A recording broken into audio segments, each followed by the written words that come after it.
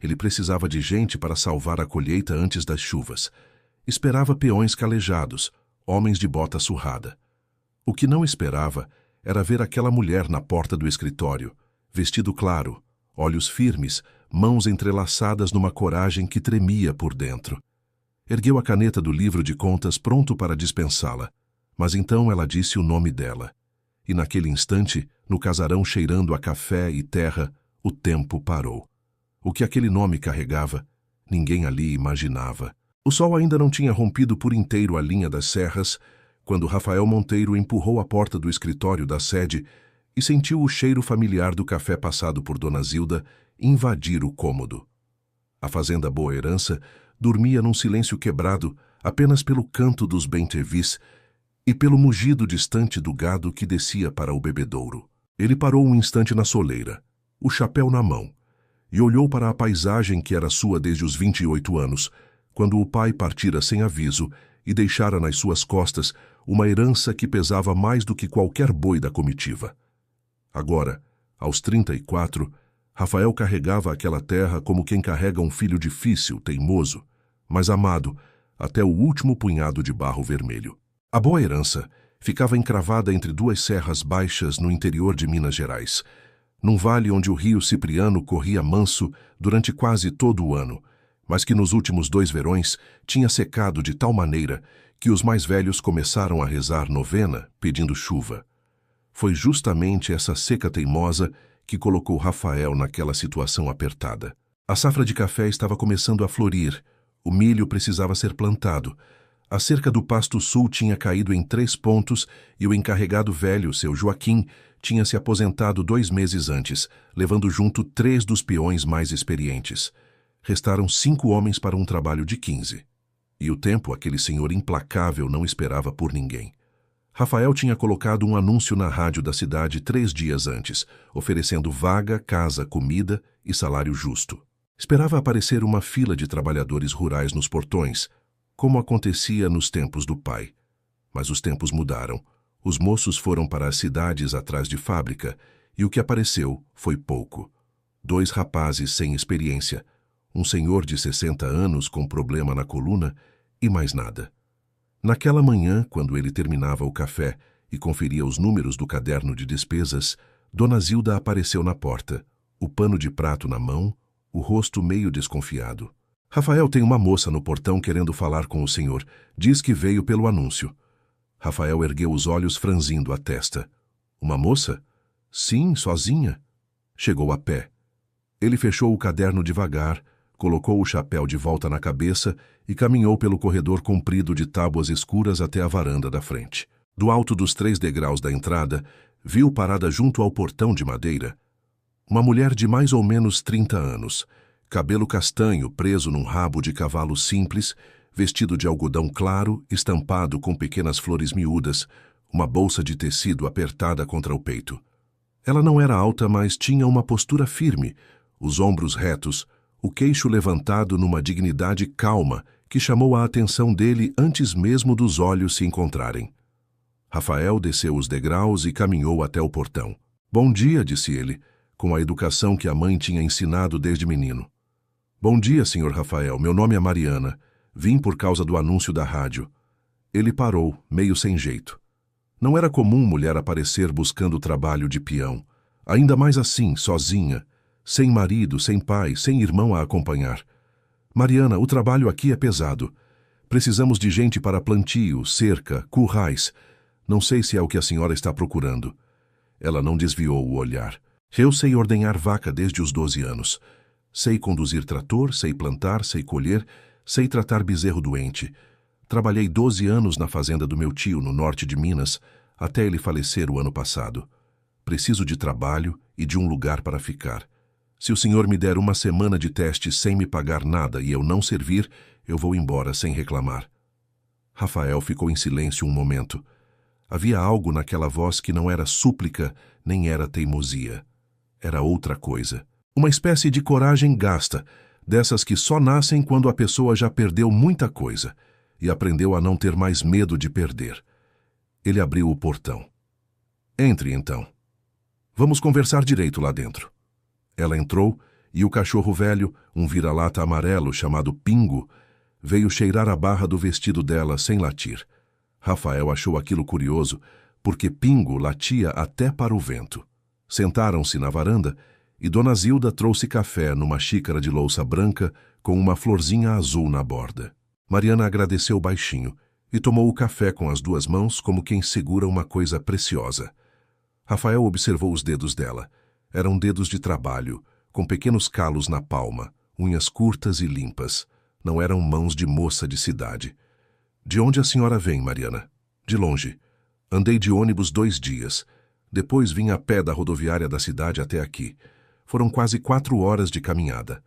Rafael balançou a cabeça devagar.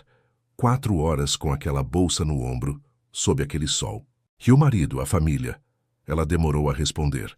Colocou a xícara sobre a mesinha de madeira, alisou o vestido com as mãos e olhou para o rio que se via ao longe, brilhando entre os pastos.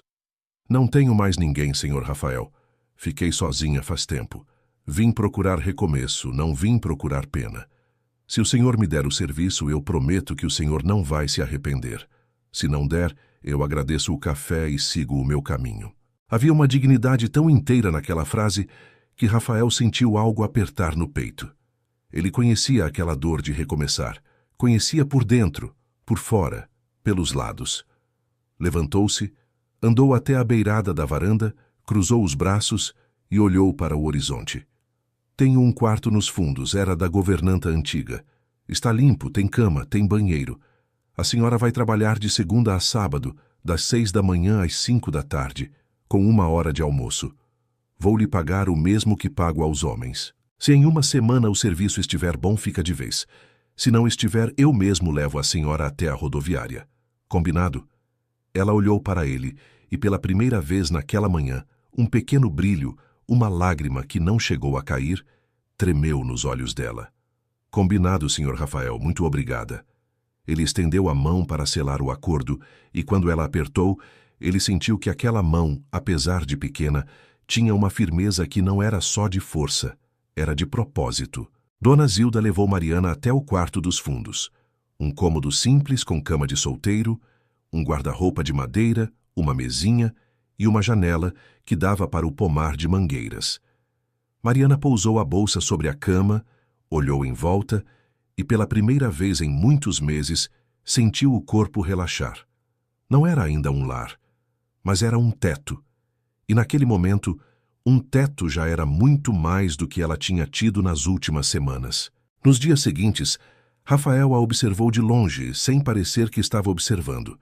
Viu Mariana acordar antes do galo, viu ela puxar o trator com desenvoltura, viu ela lidar com o gado sem medo, conversando baixinho com as vacas, como se cada uma tivesse nome próprio. No terceiro dia, ela consertou sozinha a bomba d'água do curral que 2 peões não tinham conseguido resolver. No 5º dia, ela sugeriu uma mudança na rotação do pasto, que Rafael, quando parou para pensar, percebeu que fazia todo o sentido. E foi assim, sem alarde, sem escândalo, que aquela mulher começou a ganhar espaço dentro da boa herança.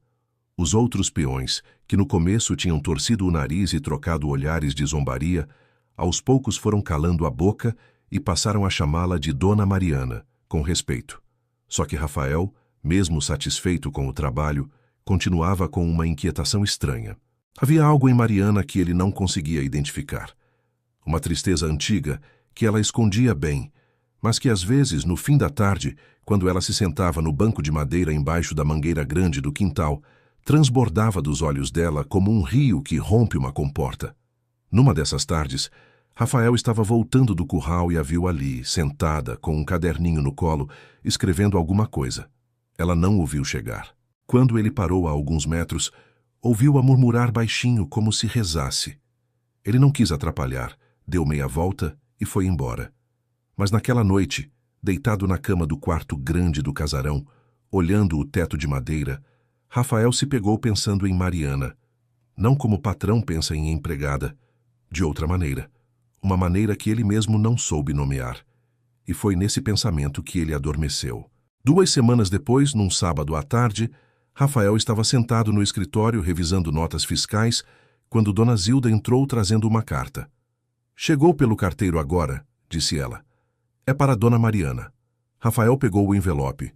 Era um envelope pardo, com o remetente escrito à mão com letra tremida. O nome do remetente era Antônio Freire Monteiro. Rafael sentiu o chão faltar sob os pés. Antônio Freire Monteiro era o nome do pai dele, o pai que tinha morrido 6 anos atrás. Ou pelo menos era isso que ele sempre acreditou. Rafael segurou o envelope com as 2 mãos, o coração batendo tão forte que ele ouvia o próprio pulso nos ouvidos. Antônio Freire Monteiro. O nome do pai, escrito com aquela letra tremida, inclinada para a direita, era inconfundível. Ele conhecia aquela caligrafia melhor do que a própria. Tinha crescido vendo o pai preencher cadernos de gado, escrever bilhetes para a mãe, anotar receitas de curativo para bezerro doente. Mas o pai tinha morrido. Ele mesmo tinha carregado o caixão. Tinha jogado a primeira pá de terra no cemitério da cidade. Tinha rezado o terço de 7º dia. Como podia haver uma carta com aquele nome, com aquela letra, endereçada a uma mulher que tinha aparecido no portão da fazenda, vinda de lugar nenhum? Dona Zilda percebeu que alguma coisa estava errada. Rafael, o senhor está branco. Está passando mal? Ele não respondeu.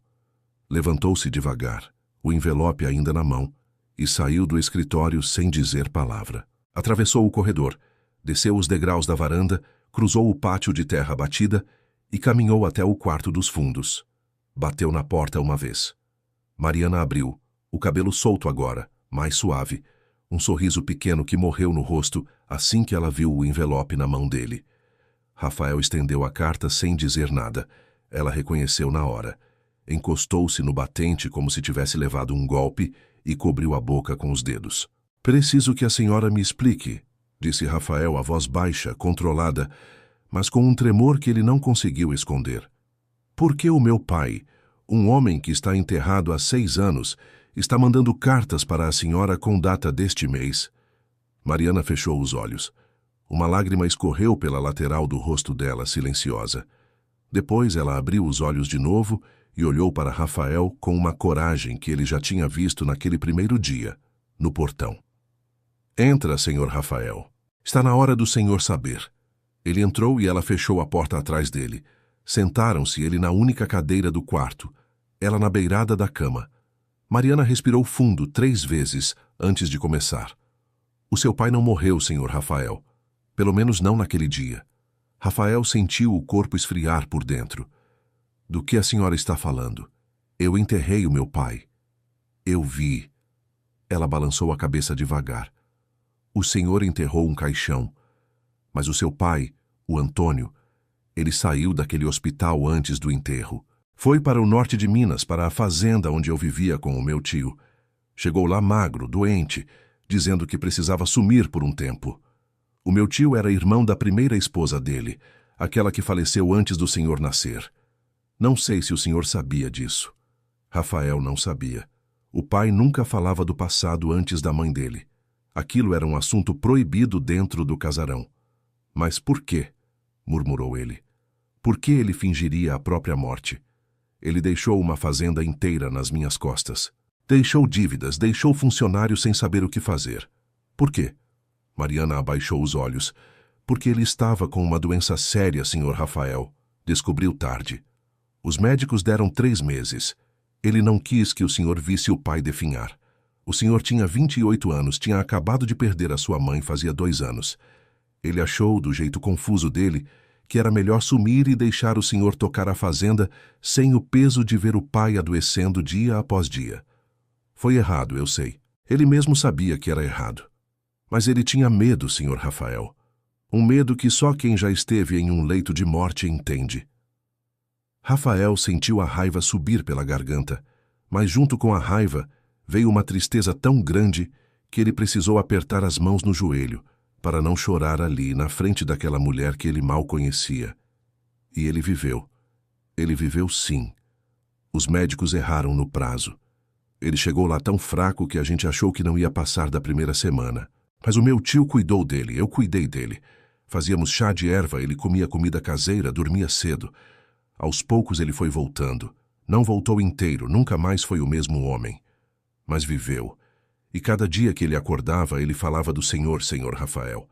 Cada dia. Rafael levantou-se, andou até a janela, encostou a testa no vidro frio. O pomar lá fora estava dourado pela luz da tarde. E por que ele nunca voltou?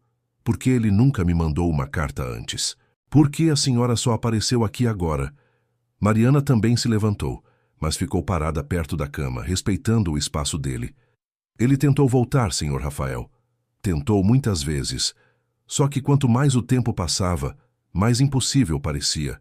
Como é que um pai chega para o filho depois de 6 anos e diz, olha, eu não morri, eu fugi? Ele tinha vergonha.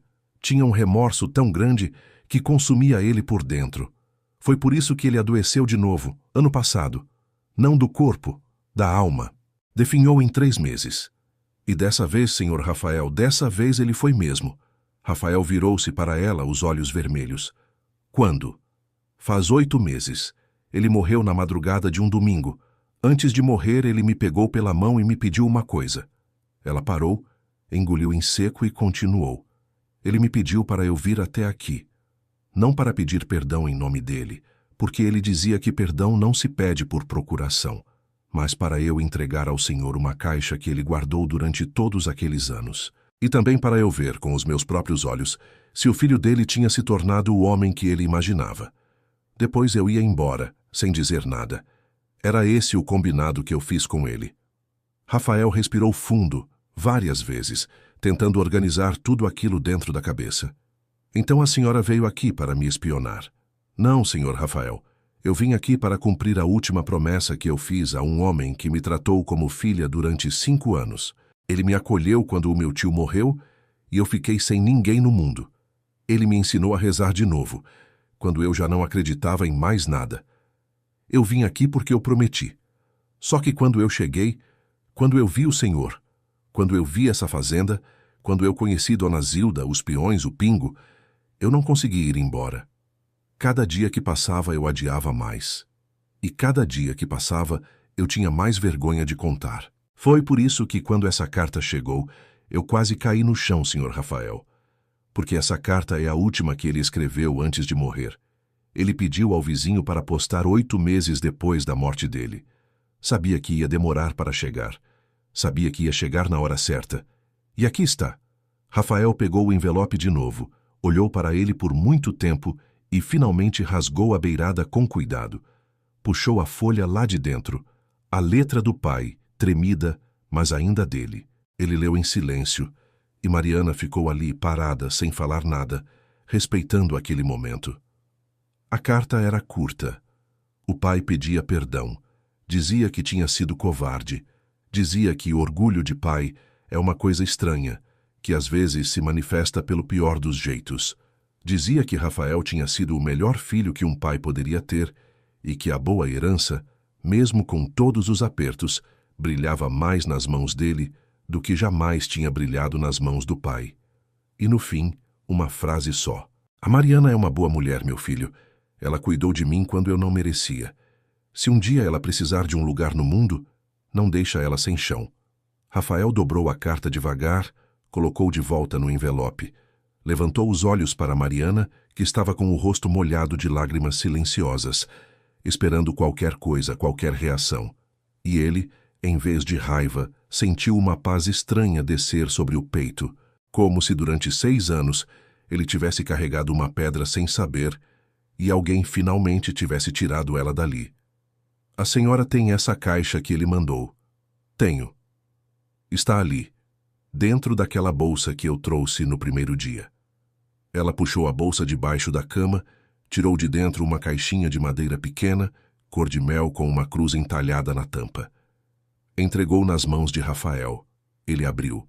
Dentro havia fotografias antigas do pai e da mãe dele, do dia do casamento, uma medalha de ouro que era do avô, o anel de formatura do pai e uma última coisa, um bilhete pequeno, dobrado, com uma única frase escrita: "Perdoe o velho, meu filho, e cuide da terra." Rafael fechou a caixa devagar, respirou fundo, olhou para Mariana. "A senhora vai ficar, a senhora não vai a lugar nenhum." Ela balançou a cabeça, sem conseguir falar. Rafael continuou: "Não porque o meu pai pediu. não por caridade. A senhora vai ficar porque em 3 semanas a senhora salvou 2 currais, 3 animais e uma bomba d'água que 2 peões meus não deram jeito, porque a senhora conhece de terra mais do que muito homem que se diz gerente por aí. E por quê, Mariana? E aqui a voz dele falhou pela primeira vez, porque eu não sei mais como seria essa fazenda sem a senhora nela. Ela cobriu o rosto com as mãos e chorou. Chorou baixinho, sem escândalo, do jeito que gente grande chora, quando o peso de muitos anos finalmente cai. Rafael deu um passo à frente, sem saber muito bem o que fazer, e simplesmente colocou a mão no ombro dela. Foi um toque simples, contido, de quem respeita. Mas foi o suficiente para ela levantar o rosto e sorrir através das lágrimas, um sorriso que Rafael achou que era a coisa mais bonita que ele tinha visto em muito tempo. Os meses passaram. A colheita de café veio farta naquele ano, contra todas as previsões. As chuvas chegaram na hora certa, o milho brotou verde, o gado engordou. Rafael e Mariana trabalhavam lado a lado, ela cuidando da parte de campo, ele cuidando dos números e dos contratos. Aos poucos, sem que ninguém percebesse quando exatamente, o cotidiano dos dois foi se enroscando, café da manhã juntos na mesa grande da cozinha, almoço na varanda quando o tempo estava bom, longas conversas no fim da tarde, embaixo da mangueira do quintal, sobre a terra, sobre os pais, sobre o que a vida ainda podia ser. Rafael descobriu que Mariana tinha perdido o marido num acidente de trator quando tinha 23 anos, que nunca tinha tido filhos, que gostava de ler os salmos antes de dormir e que sabia fazer o melhor pão de queijo que ele já tinha provado na vida. Mariana descobriu que Rafael tinha medo de trovoada desde criança, que tocava viola escondido no quarto quando ninguém estava por perto e que, apesar da aparência dura, tinha um coração mais macio do que qualquer parte da terra que eles cultivavam. Um dia, quase 6 meses depois daquela conversa no quarto, Rafael estava sentado no banco embaixo da mangueira, com a viola no colo, tocando baixinho uma toada antiga que o pai cantava. Mariana chegou trazendo 2 xícaras de café. Sentou-se ao lado dele. Ficaram os dois em silêncio, escutando o vento passar pelas folhas.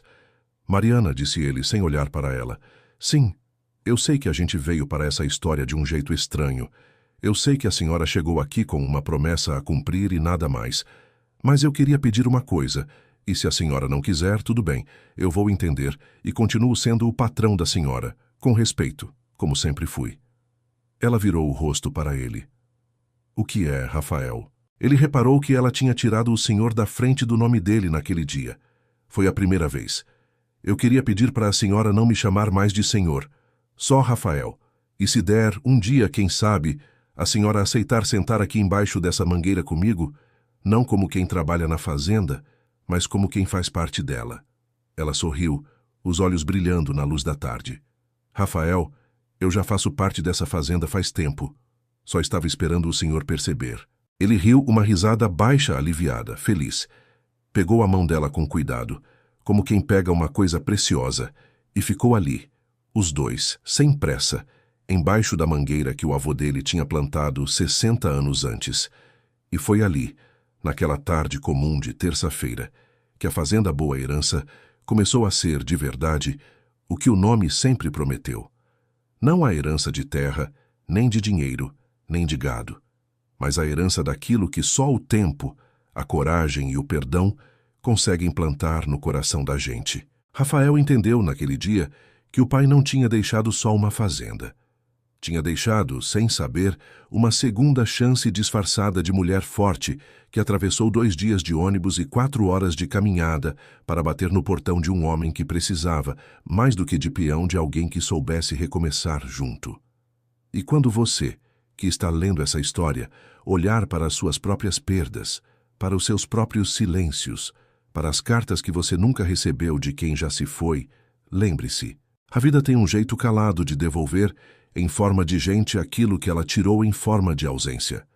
Basta abrir o portão quando ela bate. E, às vezes, a maior colheita da nossa vida não vem da terra que a gente ara com o trator. Vem da terra que a gente ara com a alma, quando decide, contra todo o medo, dar um passo à frente e recomeçar.